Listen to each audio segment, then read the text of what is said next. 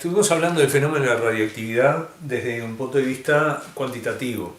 Ahora vamos a meternos en la esencia del fenómeno, a ver qué es lo que está pasando cuando un núcleo radiactivo se desintegra.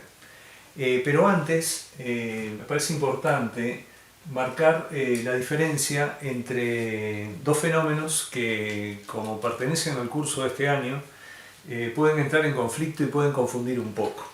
La idea de la descomposición y la desintegración, por eso el título, descomposición versus desintegración. Nos estamos ocupando ahora de esto, pero estaría bueno ya marcar las diferencias entre los dos fenómenos. La descomposición es un fenómeno químico. Por eso muy a menudo descomposición viene con el añadido de la palabra química. O sea, asocian siempre la palabra descomposición a un fenómeno químico. Ahora vamos a ver a qué se refiere con eso de que es un fenómeno químico. Y la desintegración o decaimiento, que es otro término que usamos bastante a menudo, desintegración o decaimiento, viene siempre adjunta a la palabra radiactivo o nuclear. Vamos a llamarla desintegración radiactiva.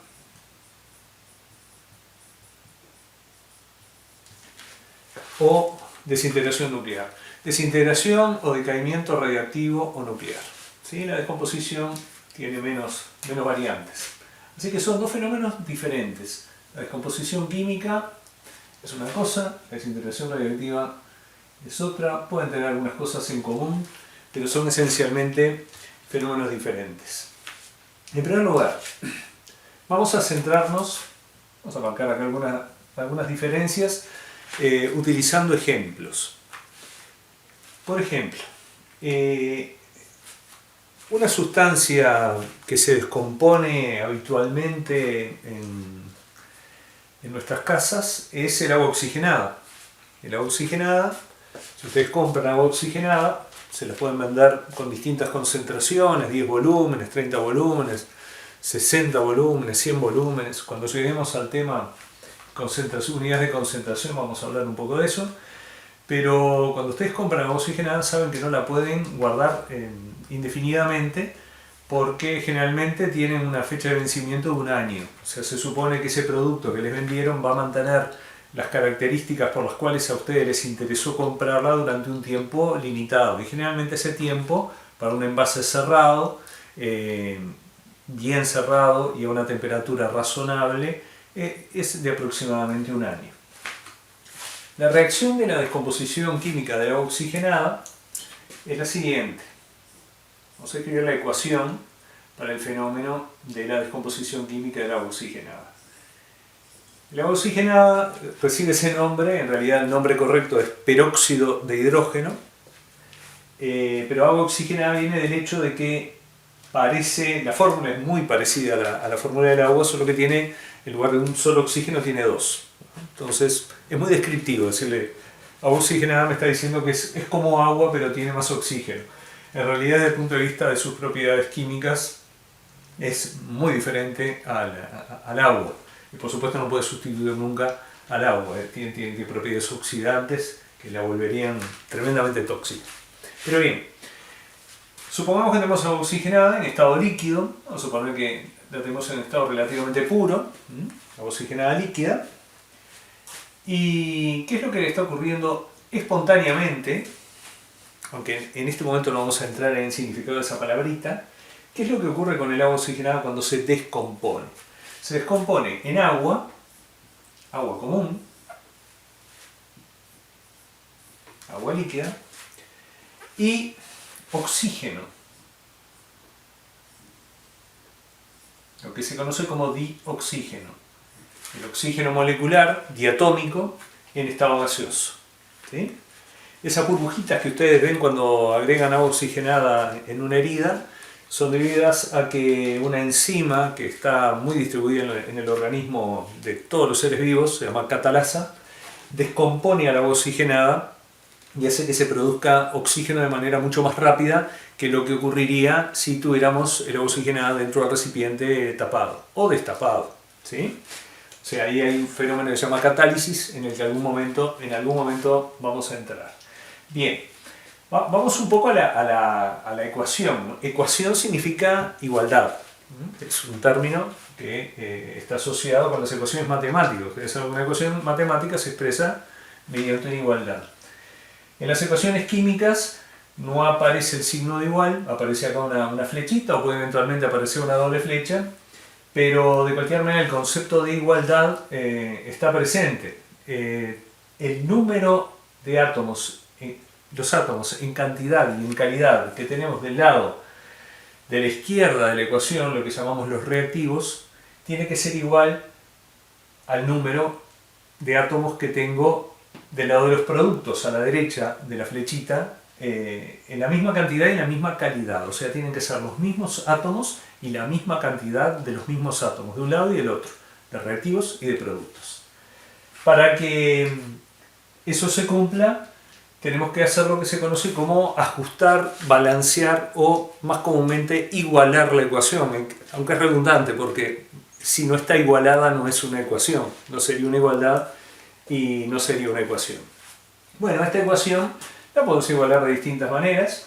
Una muy práctica es, como acá tengo 2 oxígenos y acá tengo 3, vieron que el hidrógeno está igualado, tengo 2 hidrógenos de este lado, 2 hidrógenos de este, pero oxígeno tengo 2, y acá tengo 1 en el agua y 2 en el dioxígeno, tengo 3.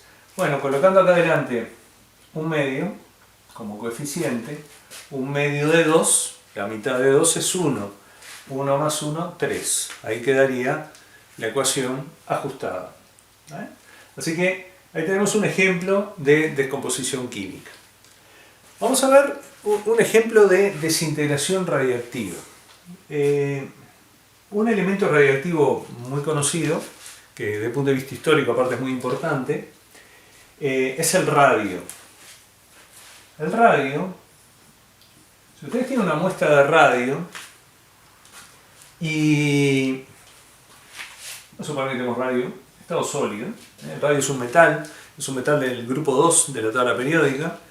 Es muy poco abundante, o sea, conseguir una muestra de radio de un tamaño importante es muy difícil y es tremendamente peligroso porque es radiactivo.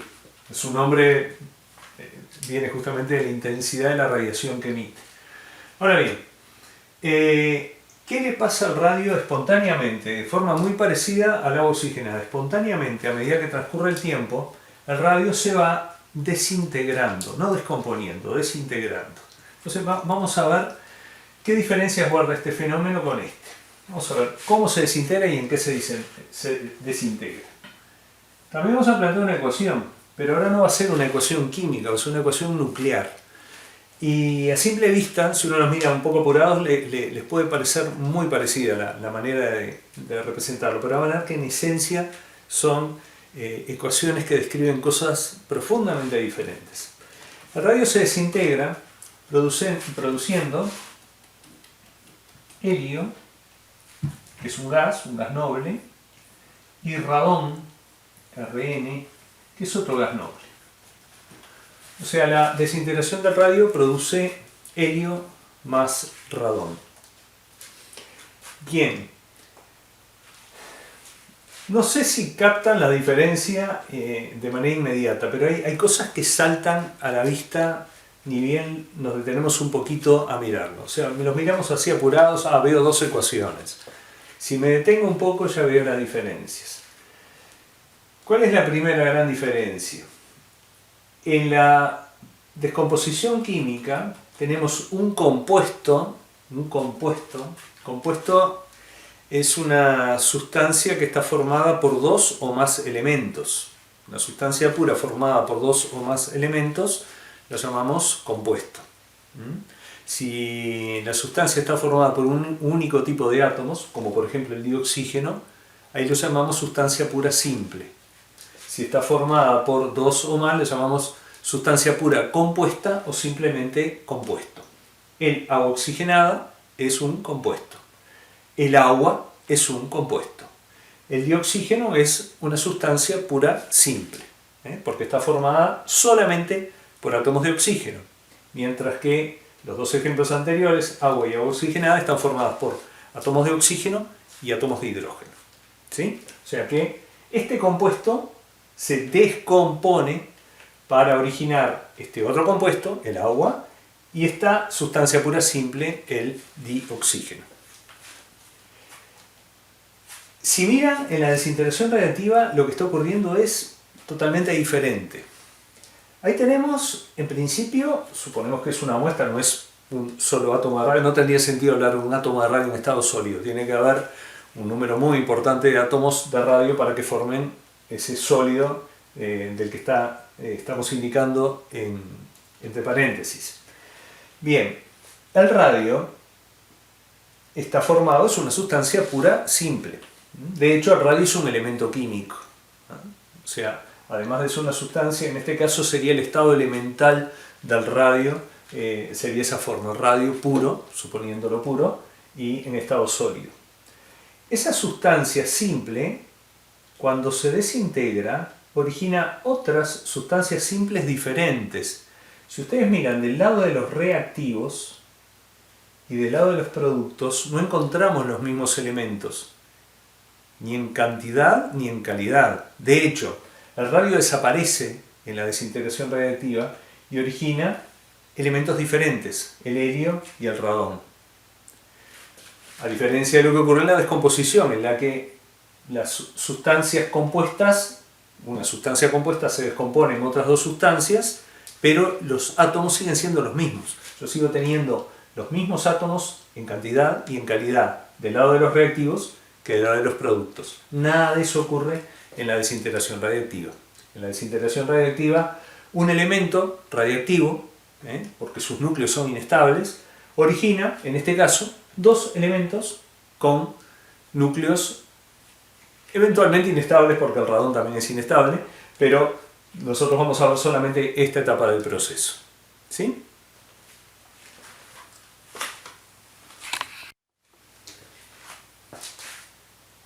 Entonces, como vamos a utilizar muy a menudo la terminología, me pareció bueno agregar los nombres de lo que tenemos a la izquierda y lo que tenemos a la derecha en las respectivas reacciones, tanto químicas como nucleares.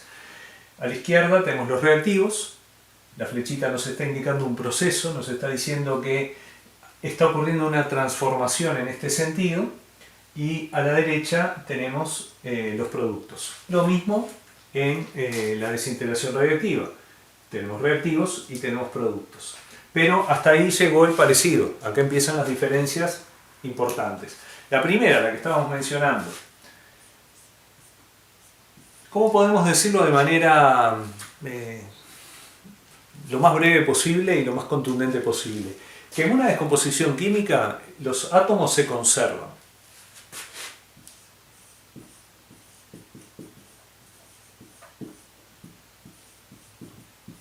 Se conservan significa ni más ni menos que eso.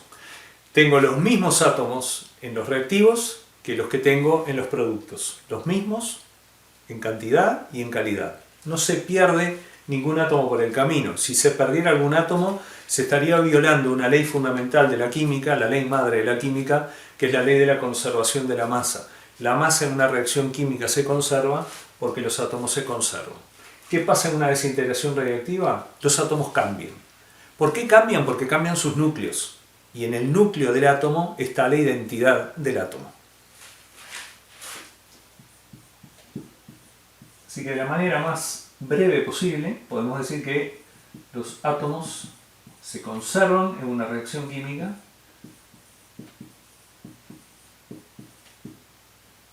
y los átomos cambian en una desintegración radiactiva o en un decaimiento de tipo nuclear. ¿A qué se debe esta diferencia tan fundamental? Que la descomposición química involucra a la periferia de los átomos.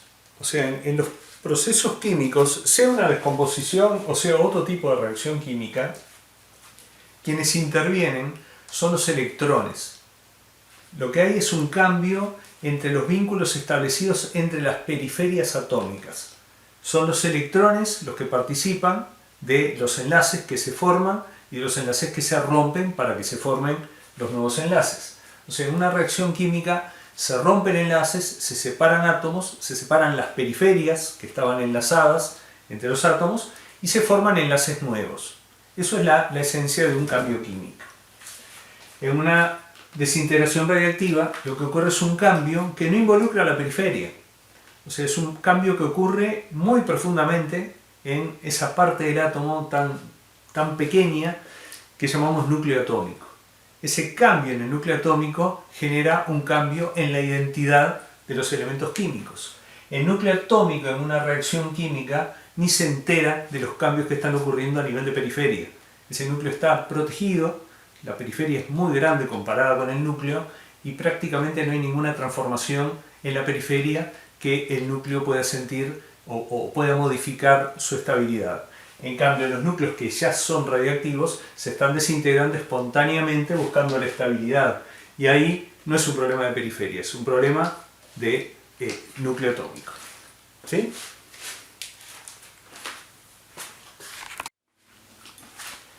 Así que podemos resumir esto que acabamos de decir en el punto 2, que en una descomposición química lo que interviene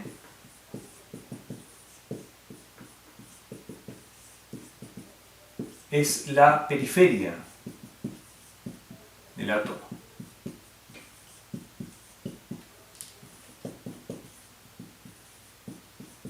Y acuérdense que cuando hablamos de la periferia atómica estamos hablando de los electrones. Los electrones, esas partículas tan pequeñitas, tan livianas y que tienen una carga negativa, que son los que intervienen en las reacciones químicas porque son aquellos que se intercambian, se comparten en esas estructuras que llamamos enlaces químicos, en la formación de eso que llamamos enlaces químicos. En cambio, en la desintegración radiactiva, acá puse un 2 que no correspondía, hay que poner 1. O sea, estamos comparando 1 con 1, ¿verdad? 1, los átomos se conservan, 1, los átomos cambian. 2, interviene la periferia atómica, 2, interviene el núcleo atómico.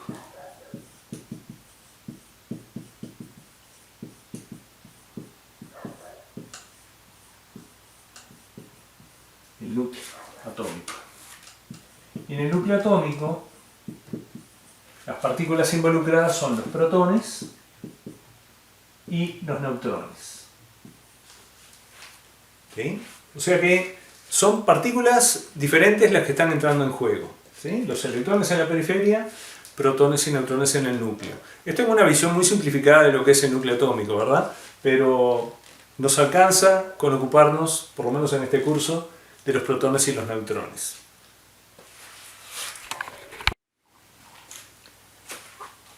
Una tercera diferencia muy significativa tiene que ver con la rapidez a lo que ocurre en estos procesos. La descomposición del agua oxigenada, por ejemplo, depende de la temperatura. Si nosotros ponemos agua oxigenada en un recipiente y lo calentamos al fuego, la descomposición va a ocurrir mucho más rápido que si la dejamos a temperatura ambiente. Y si lo colocáramos en un refrigerador a temperatura más baja, la descomposición va a ocurrir mucho más lentamente que a temperatura ambiente. O sea que la temperatura, por ejemplo, es un factor que puede modificar la rapidez con la que una sustancia química se descompone. Otro ejemplo de cómo podemos modificarla, lo mencionamos hace un rato. Hay determinadas enzimas que se llaman catalasas, que descomponen al agua oxigenada, pero en realidad lo que hacen es, el agua oxigenada se iba a descomponer igual. Lo que hace la catalasa, la enzima, es acelerar el proceso, hacer que ocurra mucho más rápido. Por eso si nosotros ponemos una gota de agua oxigenada sobre la mesa, no vamos a ver o no vamos a percibir que se están formando burbujitas de oxígeno, porque ese es un proceso que está ocurriendo muy lentamente.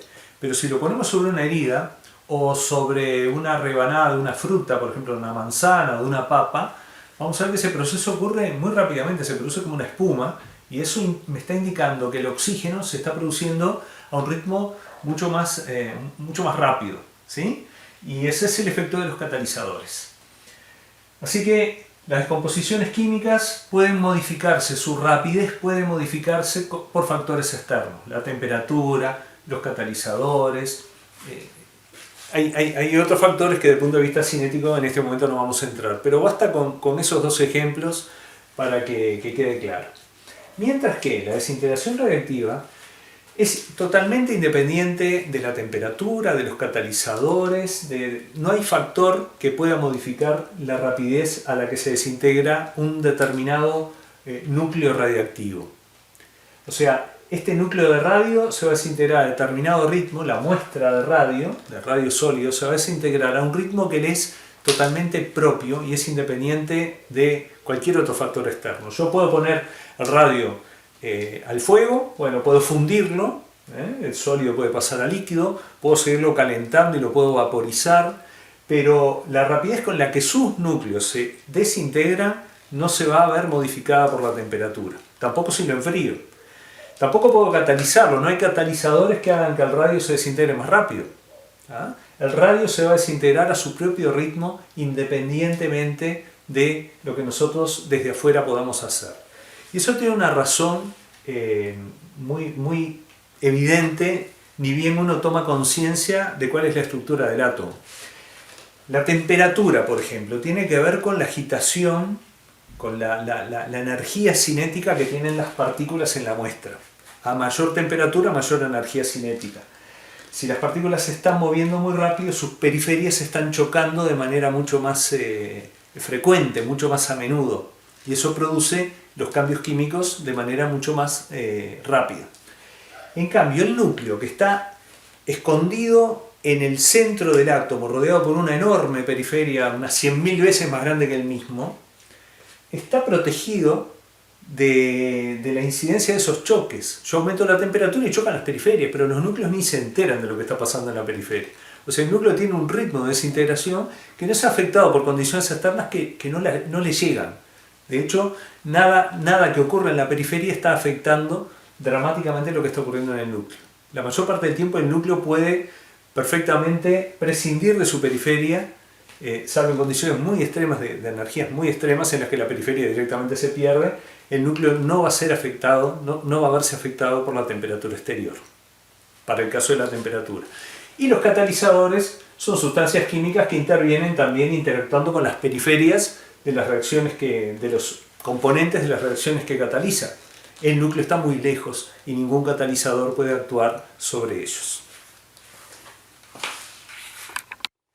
Así que podemos resumir esto que acabamos de decir diciendo que la descomposición química tiene una rapidez variable.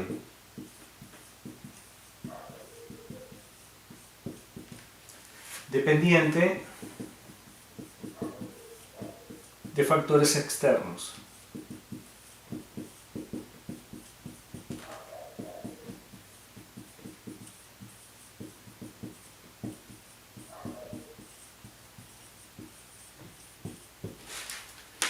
Esa rapidez variable dependiente de factores externos como la temperatura, o como la catálisis, o como la concentración de los reactivos, en fin, diferentes factores. En cambio, la desintegración radiactiva tiene una rapidez constante.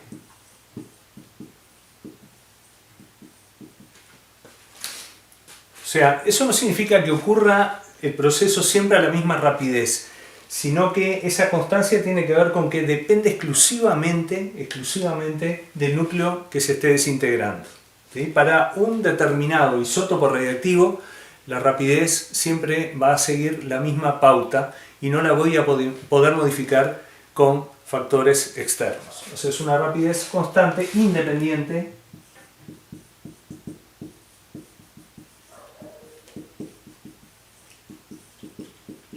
de factores externos.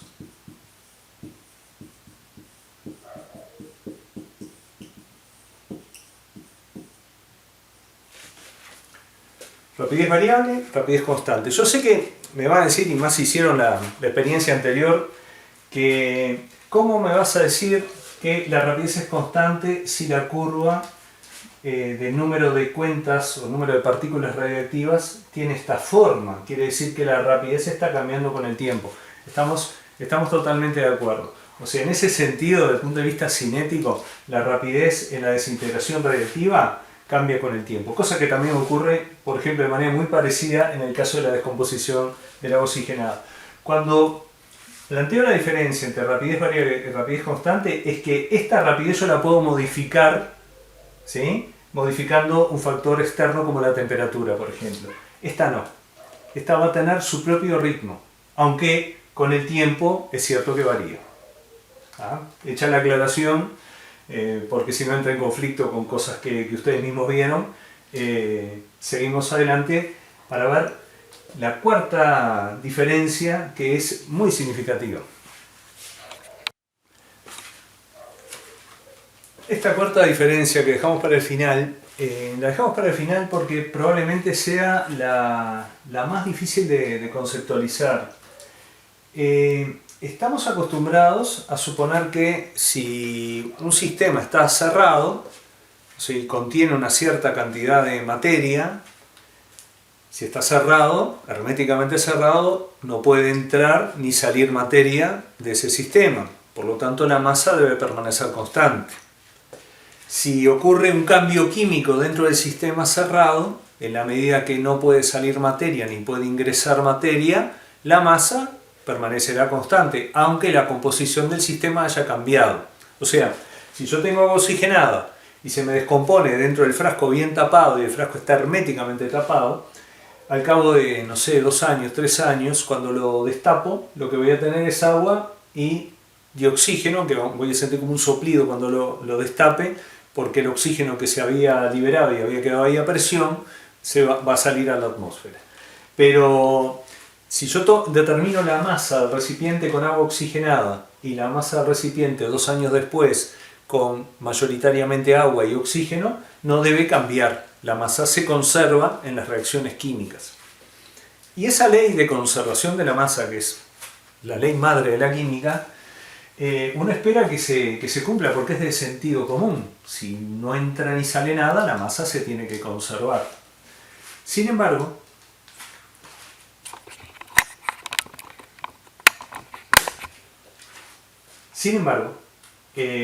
sí ocurren cambios en la masa cuando el fenómeno es una desintegración radiactiva. Si determinamos con instrumentos de alta precisión cuál es la masa del radio original y determinamos la masa del helio y del radón que se formaron al final, vamos a ver que hubo una pérdida de masa. Esa pérdida de masa, aunque el sistema haya estado perfectamente cerrado, porque uno puede decir, bueno, pero capaz que como son gases, hubo un escape, hubo una pérdida, bueno, eliminemos toda posibilidad de que haya un escape, de que haya una pérdida, y determinemos cuidadosamente cuál era la masa inicial y cuál es la masa final. Vamos a ver que la masa final es menor, invariablemente es menor que la masa inicial. O sea, la masa no solo no se conserva, sino que disminuye, se pierde masa. Y bueno, ¿qué es lo que está pasando? En un sistema cerrado, la masa disminuye, quiere decir que se está perdiendo o se está transformando en otra cosa.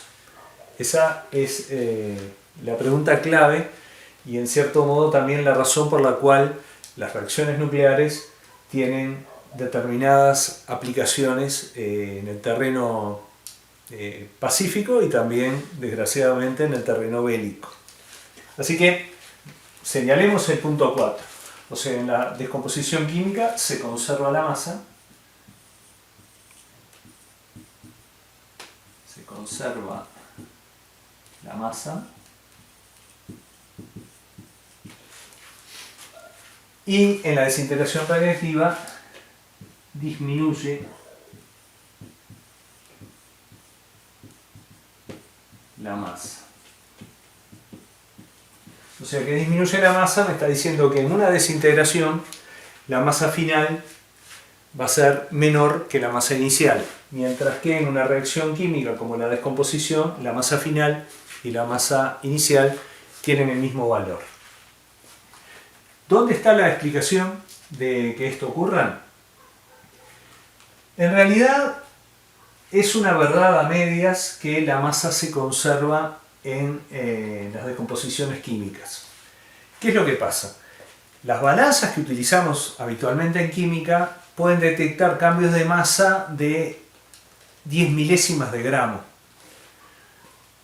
Una 10 milésima de gramo, con una balanza de alta precisión, es un cambio enorme de masa que jamás se va a detectar en una reacción química.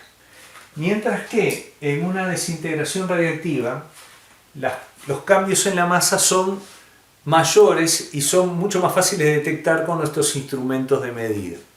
Entonces la diferencia en realidad no es una diferencia de esencia, sino una diferencia de grado. O sea, la masa varía mucho en las desintegraciones radiactivas comparado con lo muy poquito que varía en las descomposiciones químicas. ¿Y eso a qué se debe? Si ustedes hacen un poco de memoria, yo no sé cuántas ecuaciones tienen en la memoria, pero si hay una ecuación famosa en la historia de la ciencia, es la ecuación de Einstein.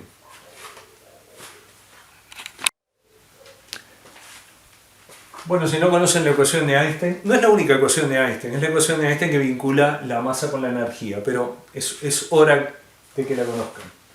La ecuación de Einstein me dice que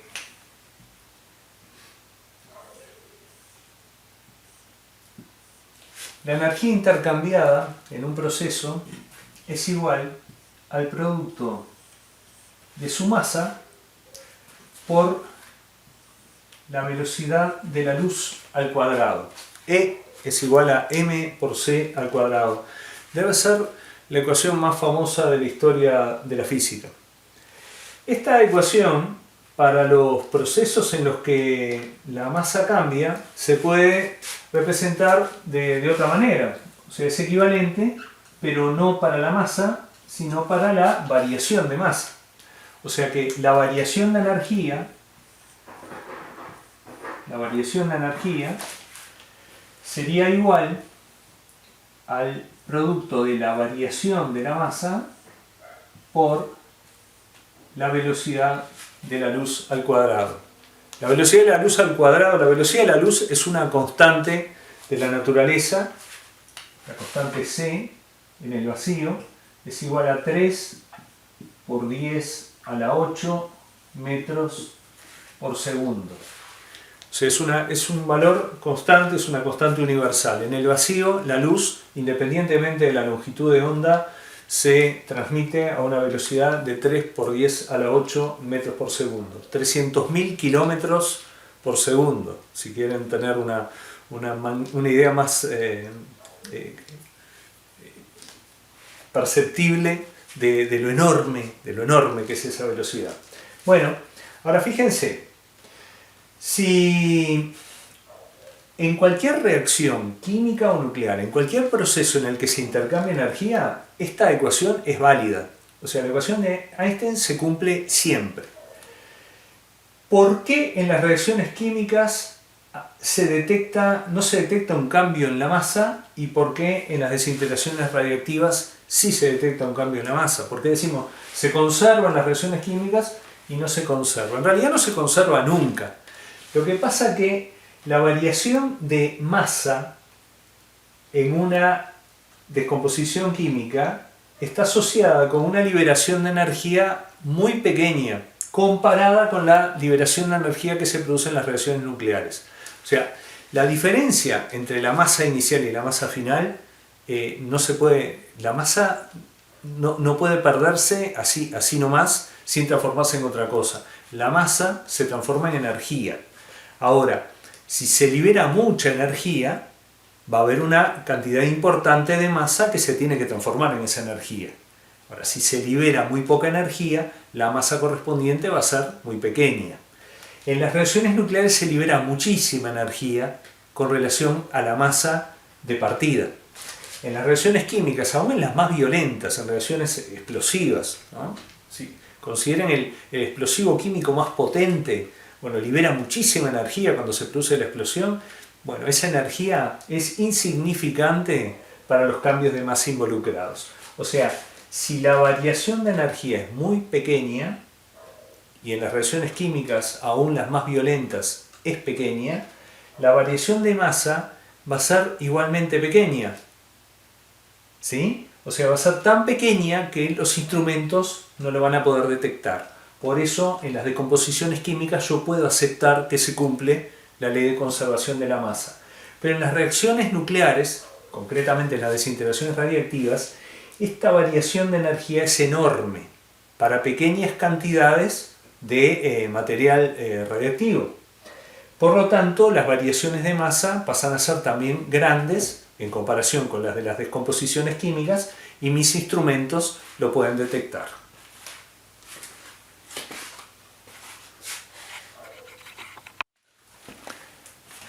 Así que resumiendo esto, en una descomposición química o en cualquier reacción química, porque cualquier reacción química hay intercambios de energía, la variación de energía es muy pequeña. Y en la medida que la variación de energía es pequeña, un delta E pequeño implica un delta M, una variación de masa también pequeña.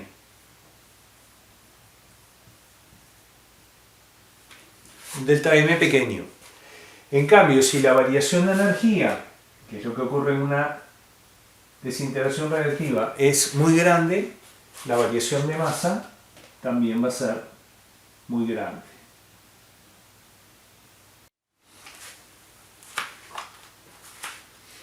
Quiere decir entonces que la variación de masa y la variación de energía están muy relacionadas. La velocidad de la luz es una constante que es la misma para un cambio químico, la vamos a aplicar de la misma manera para el cambio químico o para la desintegración radiactiva. O sea que el factor determinante de resultados tan diferentes está en la masa. Y bueno, para finalizar un poco con esto, mencionemos algo sobre lo que vamos a volver. Desde el punto de vista energético, el núcleo atómico tiene posibilidades de generación de energía mucho más dramáticas que las que tiene una reacción química común. O sea, ustedes saben que hay fenómenos nucleares como la fisión nuclear, no la espontánea, sino la fisión nuclear inducida, con la que se construyen bombas atómicas, reactores nucleares. O sea, una bomba atómica, en definitiva, consiste en una masa, lo que se conoce como una masa crítica, de algún isótopo radiactivo que en una reacción en cadena libera cantidades enormes de energía. Y la masa de material radiactivo necesaria, de material fisionable, por ejemplo para una bomba de uranio, es aproximadamente 10 kilogramos. Y bueno, la historia lamentablemente tiene testimonio de qué grado de destrucción pueden generar esos 10 kilogramos de uranio 235 fisionable. Si quisiéramos obtener el mismo resultado catastrófico con explosivos químicos, necesitaríamos utilizar miles de toneladas de explosivo químico del más potente para tener resultados similares. La parte positiva de la otra cara de la moneda vendría a ser es que esa energía acumulada en los núcleos radiactivos y gestionada de manera muy cuidadosa y muy responsable puede ser una fuente de energía importante para, por ejemplo, producir electricidad, ¿no? Con todas las dificultades, los riesgos y también la evidencia histórica de que puede haber accidentes muy terribles vinculados con la energía nuclear. Es un tema muy discutible, pero desde el punto de vista físico no hay nada que discutir. O sea, los núcleos atómicos, cuando se desintegran, liberan mucho más energía en relación a su masa que las sustancias químicas cuando reaccionan, ¿sí? En este caso estamos viendo la descomposición, pero es válido para cualquier tipo de reacción. Así que bueno, vamos a dedicarnos ahora a estudiar las desintegraciones radiactivas. De la química nos vamos a ocupar más adelante, y de esas desintegraciones radiactivas, los tipos de desintegración radiactiva, si podemos predecir qué tipo de desintegración va a sufrir un tipo particular de núcleo, Lo que nos va a llevar, en definitiva, a estudiar inicialmente cuáles son las razones de la estabilidad o la inestabilidad nuclear. En eso nos vamos a estar viendo en los próximos videos.